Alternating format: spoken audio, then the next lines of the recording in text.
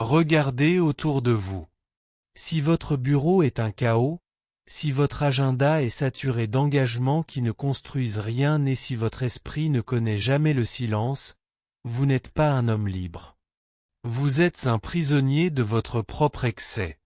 Aujourd'hui, je vais vous montrer pourquoi votre désordre est le plus grand ennemi de votre liberté et comment, en seulement quelques étapes, vous pouvez reprendre le contrôle que la vie moderne a tenté de vous voler. Ce que je vais vous révéler n'est pas seulement de l'organisation, c'est la survie de votre âme. Bienvenue à l'art stoïque. Je suis votre guide dans ce voyage vers la sérénité. Ici, nous ne faisons pas que lire les classiques, nous appliquons la force de Marc Aurèle et la sagacité de Sénèque pour forger des hommes inébranlables dans un monde chaotique. Si vous recherchez la maîtrise de vous-même, vous êtes au bon endroit. Attention, ce que vous allez entendre dans les prochaines minutes peut être inconfortable. Nous allons parler de la façon dont l'accumulation de biens, de tâches et de préoccupations inutiles atrophie votre caractère. Si vous pensez qu'avoir plus est la voie du succès, on vous a trompé. Je vais briser cette illusion et vous montrer pourquoi la discipline de Sénèque est la seule véritable clé de la paix que vous recherchez. Restez avec moi jusqu'à la fin, car la dernière leçon sur l'essentialisme stoïcien sera le véritable tournant de votre routine. Beaucoup d'entre vous m'écrivent en disant qu'ils ressentent un poids constant sur les épaules.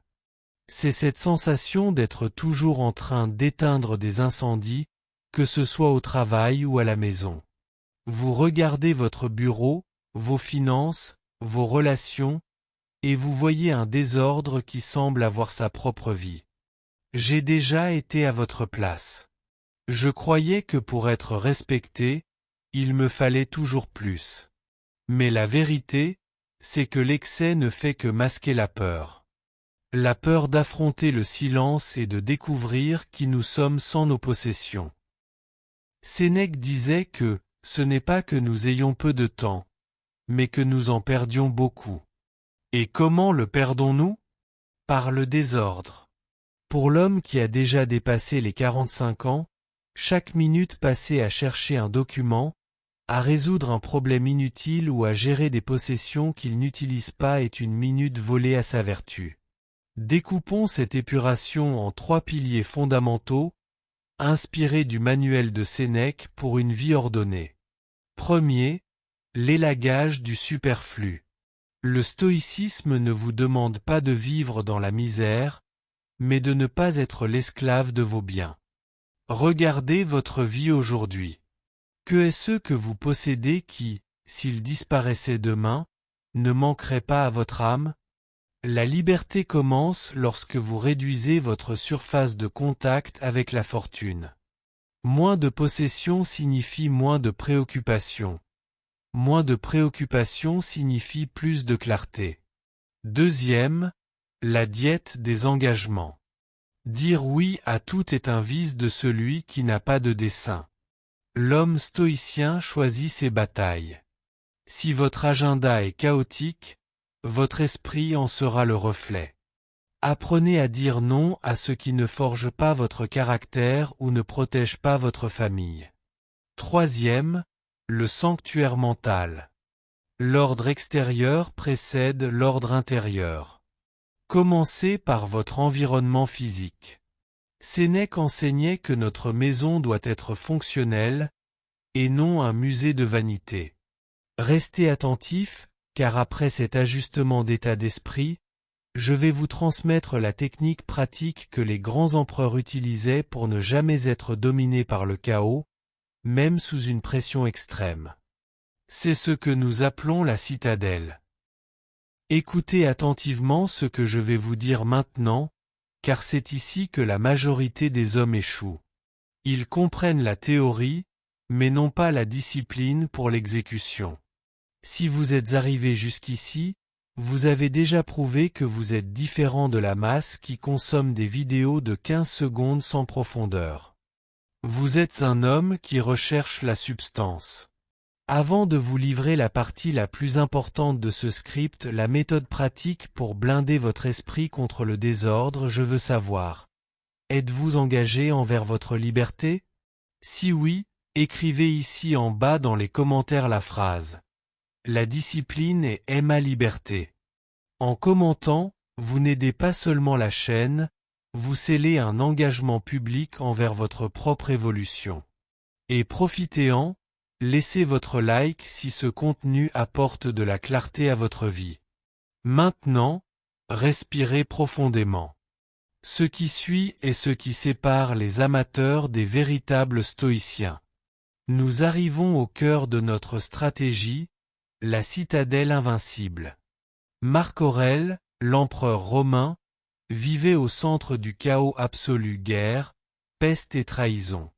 Comment maintenait-il l'ordre? Il ne cherchait pas à organiser l'empire avant d'organiser son propre esprit.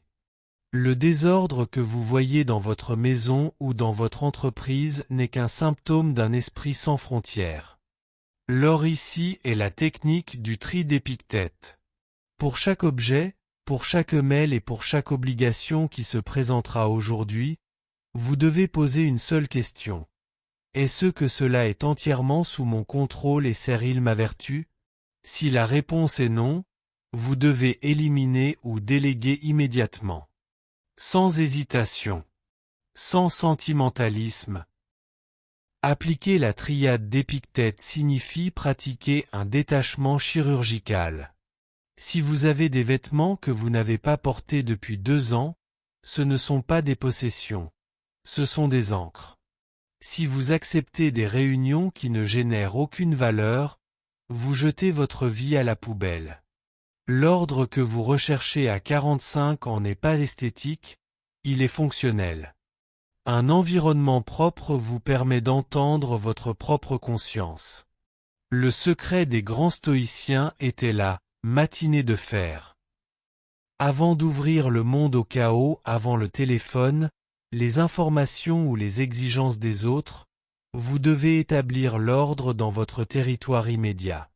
Faites votre lit, organisez votre bureau, listez vos 3 priorités non négociables. Lorsque vous dominez le petit espace autour de vous, vous gagnez le droit moral de dominer les grandes difficultés de la vie. Le minimalisme n'est pas une question d'avoir moins.